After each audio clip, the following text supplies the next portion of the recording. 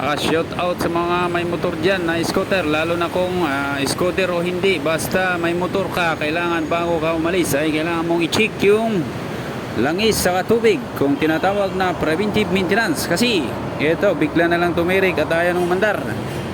Sa pag-check naman ng motor na ayaw nang umandar, bigla na lang tumirik, kung malakas ang battery, may gasolina, una mong i-check yung langis. Ito, para matrace mo kung may compression pa ang motor. Pag check mo ng motor na malakas ang compression, dapat ang bulwak pagka tinanggal mo yung ito, dipstick, mahina lang ang bulwak, tapos aandar ang motor. Pero pag hindi na umandar, tapos ang bulwak dito, pag kinarang mo yung starter button, malakas bumulwak dito, sobrang lakas, ibig sabihin yan, loose compression ng motor. Tingnan mo i-on ko yung susi, tapos pindutin ko yung push button. Oo.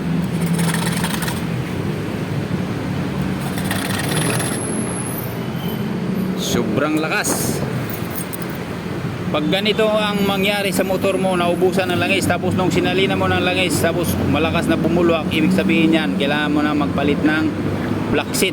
Kasi yung compression na imbis na papasok doon sa ignition, dito sa tambutso, papasok ng exhaust manifold, pumasok na sa loob ng makina. Kaya yung compression niya bawas.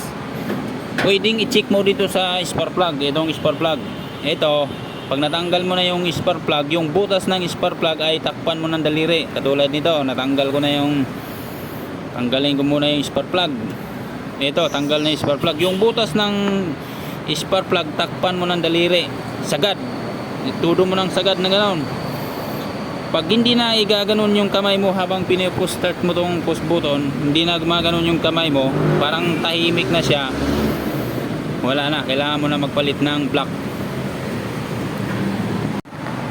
Sa pag-check ng compression, kung malakas pa ba ang compression, tanggalin mo lang yung spark plug. Ito, tanggalin mo yung spark plug, tapos yung butas ng dinadaanan ng spark plug, takpan mo. Ngayon, pag tinakpan mo siya, i-on mo yung susi, tapos i-crank mo to. Once na tinarang mo siya, kailangan ilayo mo lang yung kwako ba makurindi ka, tapos takpan mo yung butas. Halimbawa, ito yung butas ng spark plug, takpan mo siya ng sagad, itudo mo siya ng sagad, kailangan wala siyang singaw, tapos i-crank mo to.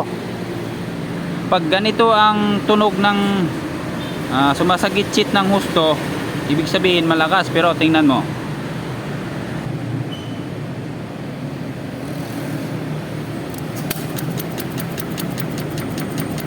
kaya kong pigilan.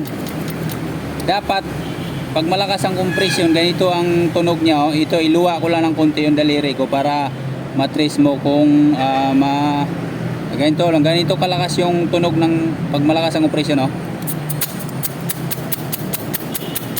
Pero pag tinudo ko siya, napipigilan. Ibig sabihin, kung kayang pigilan yung butas ng spark plug, loose compression na siya.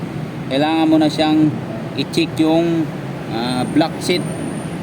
Posibleng may tama na yung block seat. Ito, kabisado ko na ito mga amigo, kahit wala akong special tools na pang detect dito sa compression, pero alam ko to. Ito, no? Kaya kong pigilan, pero kinarang ko na to. Pero pagka iluwa ko konti yung kamay, daliri ko, tinan mo, lakas. Pero pag itudo ko, wala na. Kaya niyang pigilan, kaya lumuluwa dito sa, kaya niyang iluwa yung yung ibang mga compression dito na lalabas, bubulwak na dito yung langis.